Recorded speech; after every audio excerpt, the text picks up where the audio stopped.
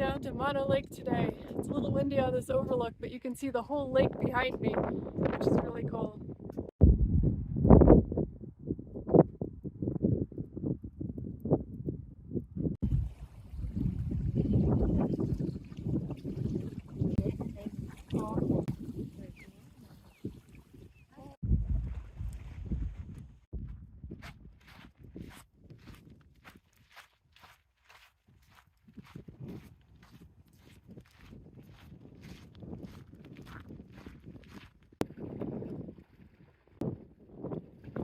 Mono Lake is a saltwater alkaline lake, which is 2.5 times as salty as the Pacific Ocean.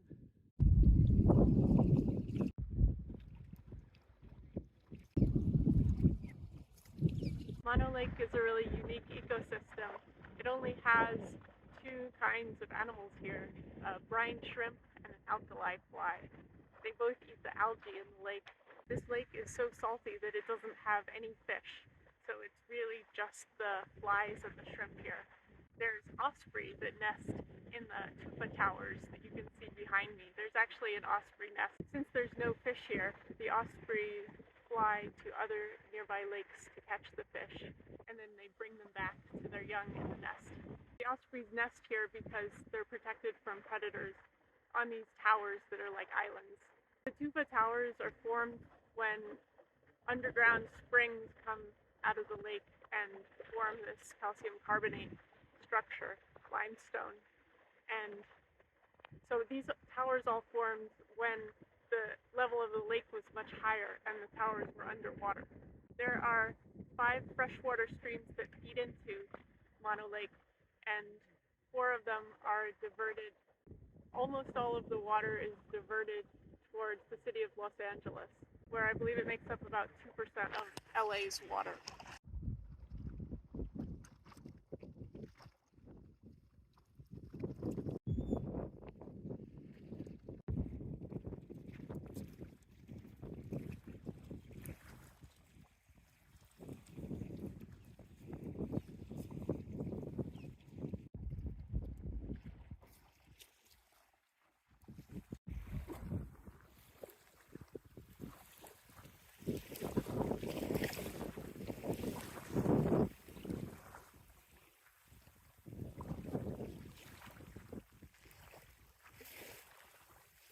These are the alkali flies. They don't bite.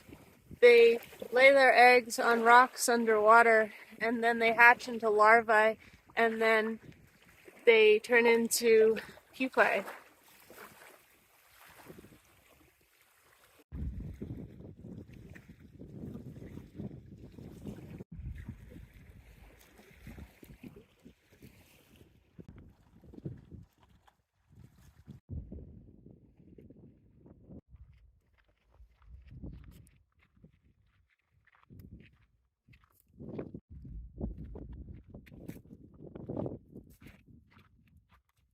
The tufa towers are really gorgeous in the low light of the setting sun here on Mono Lake. The level of the lake is actually higher than it has been when I've been here before in the past. There's been a long-running legal battle where the residents of this area have banded together to fight for the ecological rights of this lake. The lake is really important for migratory bird populations. There's so many birds that stop here to fuel up on brine shrimp on their way, for example, from Canada all the way down to Argentina. There's many different types of birds here, including the California gull and the eared grebe. The birds find a safe place to stop over here, safe from predators and with plentiful food during the summer months. So if the lake were to be drained, not only would it be a problem for the birds, the brine shrimp, the alkali flies, the people who live in this area, it would also be a huge environmental disaster, because when an alkali lake like this dries out, the winds that come across the valley kick up all of this toxic dust. This happened with another lake in California called Owens Lake. It completely dried out and became a huge environmental disaster with all of the toxic dust that they actually put more money into trying to fix this problem afterwards. We want to preserve this unique ecological treasure for what it is, but it would also be much worse if it were to be drained. So I'm very glad that the level of the lake is rising. This is a success story because of what the locals have been able to do, push back against the city of Los Angeles and make sure that the lake retains a level of water that will allow this wildlife to flourish here. The first time I saw Mono Lake, it was from a distance driving down the highway, probably to or from Yosemite National Park. And I saw this kind of grungy looking salt flat and thought, what is the big deal? Like, I knew that it had some connection to LA's water, but I didn't really understand it. It wasn't until I came down to the shore of Mono Lake itself that I could see just how beautiful it is here. There's also some really excellent ranger talks and volunteer talks here. Strong community dedicated to sharing Mono Lake with visitors. I've been really grateful to learn from these great folks, and it's just become a really special place for me to visit.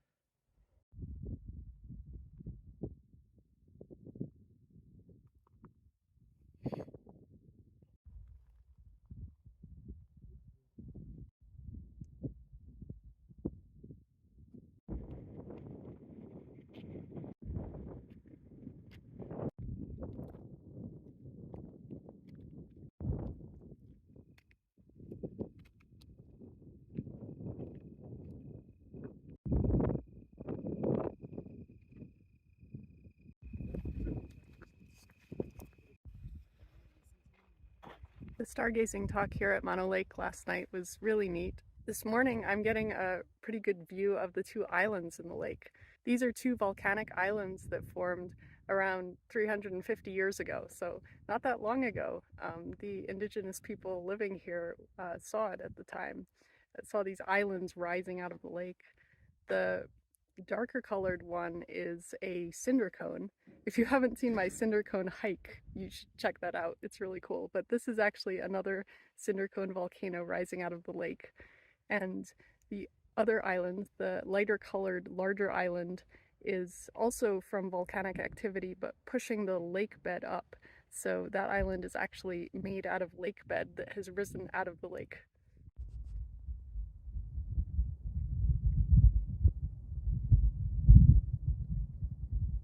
From here I can see the two volcanic islands on the lake and the tufa towers on the shore of the lake that used to be submerged in the water. And then over here we see the Sierra Nevada. Tioga Pass goes through here somewhere, leading into Yosemite National Park. Despite the clouds and the rain rolling in, I really thought it was going to rain on us, and we saw flashes of lightning during the talk.